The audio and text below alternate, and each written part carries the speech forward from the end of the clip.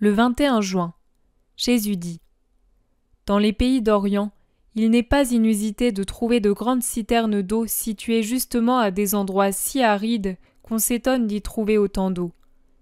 Elles sont alimentées par des veines secrètes, enfouies sous le sable ou les roches calcaires qui distillent depuis des siècles cette richesse bénie dans d'énormes réservoirs séculaires. Tout autour il y a des palmiers et d'autres plantes bien vertes, car elles bénéficient de l'humidité que dégage le sol. Cette végétation garde l'eau fraîche et la protège du soleil brûlant qui dessèche tout dans les environs. Les citernes sont la bénédiction des déserts. La bonté du Créateur a mis ces veines d'eau dans les profondeurs du sol par pitié des humains, et il continue de les alimenter depuis le premier jour de la terre. Les caravanes affluent à ces citernes, les animaux du désert y accourent, et il n'est pas rare qu'un petit village s'élève tout près dans la fraîcheur de l'oasis, village dont on peut dire qu'il vit grâce à l'eau qui y coule. Je vais maintenant tirer une comparaison pour l'âme. La citerne qui recueille les eaux pour son bien et le bien d'autrui, et l'âme qui sait accueillir la grâce qui coule en elle, intarissable par la bonté de Dieu. Sa propre vie et celle des autres qui sont en contact avec elle en profitent et deviennent luxuriantes de fruits éternels, tandis que les plus déshérités, les malheureux qui ne savent pas faire bon usage de la grâce, les prodigues qui la gaspillent, les coupables qui la perdent, peuvent au contact de cette âme s'en nourrir, s'en abreuver et réfléchir à combien douce est l'eau du Seigneur. Ils sont portés à répéter le cri de la Samaritaine : « Seigneur, donne-moi de cette eau. » Crois qu'en vérité, si quelqu'un me demandait à boire, je lui donnerais tout de suite, fût-il le plus grand des pécheurs, l'eau vive de la grâce. Mais une réflexion s'impose. Qu'arriverait-il si l'eau que distillent les profondeurs de la terre trouvait une citerne au bord endommagé ? L'eau déborderait et se perdrait dans le sol, formant de la boue dont ne jouiraient que les animaux visqueux et les insectes nuisibles. Les gens de ces contrées arides prennent grand soin de leurs citernes, et ils en réparent les érosions pour que pas même une goutte du précieux élément ne se perde. Pour que la grâce remplisse ton âme, fais bien attention à ce que rien n'endommage ton esprit. Les défaillances de la fidélité à la grâce sont autant d'attentats à l'intégrité de la citerne mystique dans laquelle je verse sans cesse l'eau qui jaillit d'une source de vie et qui donne la vie. Donc, grande attention et grande fidélité. De plus, grande humilité.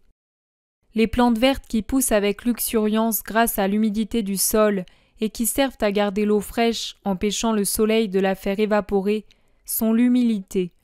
Elle se fait luxuriante dans l'âme qui sait cultiver la grâce, et sa luxuriance empêche le soleil de l'orgueil de consumer l'eau si précieuse.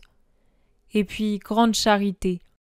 La citerne ne vit pas pour elle-même, elle vit pour les autres, elle a été créée pour les autres, autrement son existence serait inutile. L'âme que je comble de mes dons de grâce doit se réjouir que tous viennent puiser en elle.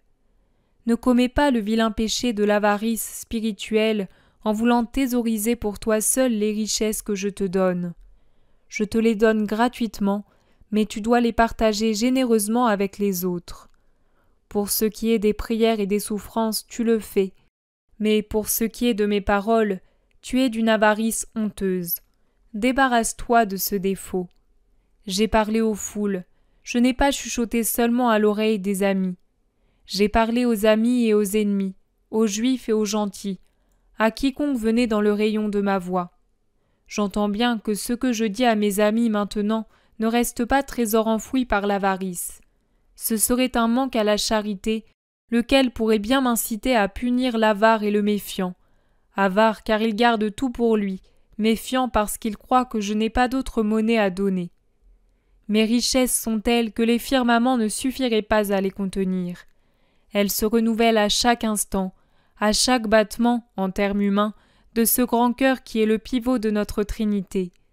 Vie intarissable, création continue, renouvellement éternel. Donne donc avec libéralité ce que je te donne, avec charité, avec générosité, avec humilité. Ces paroles divines qui coulent en toi sont une lame à deux tranchants. Sur l'un se trouve l'humilité, sur l'autre l'orgueil. Un tranchant donne la vie, l'autre donne la mort. Car chaque don de Dieu oblige celui qui le reçoit à une plus grande perfection. Il risque, dans le cas contraire, d'appesantir le jugement de Dieu sur sa tête. À celui à qui il a été beaucoup donné, beaucoup sera demandé. Grande humilité donc. Donne anonymement comme je donne gratuitement. Par justice, pense que rien n'est à toi, mais tout est à moi. Par respect, souviens-toi que ce sont les paroles de Dieu, et il serait indécent de les faire passer pour tiennes. Par vérité, dire qu'elles sont de toi serait un mensonge. Et maintenant va prier, je te donne ma paix. Maintenant c'est moi, Maria, qui parle. Il est 8h45 du matin. J'étais en train de prier. Je venais à peine de commencer lorsque ceci est arrivé. Pour m'épargner un peu de peine, parce que j'ai très mal au dos, j'ai écrit directement dans le cahier. De toute façon, vous m'avez promis d'en faire une copie. Comme vous voyez, n'ayant pas été dérangé par des bavardages inutiles, j'ai pu écrire sous dictée, et hormis un mot mal écrit en première page et que j'ai refait, il n'y a pas de rature. Cette parabole des eaux me plaît beaucoup. Elle me rafraîchit l'âme et la chair, brûlante de fièvre, tout comme l'âme qui a toujours peur de se tromper. J'ai effectivement un peu d'avarice spirituelle, et je me dépouille à contre-cœur des dons que me fait le bon Jésus. J'ai l'impression de m'arracher un morceau de cœur et de le jeter sous les pieds d'autrui. Mais je m'en corrigerai. Comme vous voyez, de mon lit, la main dans celle de Jésus, j'ai fait un beau voyage dans les pays du Sud. Jamais je n'aurais pu me l'imaginer quand je me suis réveillée ce matin d'un sommeil court et interrompu. Jésus sait que j'aime voyager, et il m'a transportée parmi les palmiers et les gazelles.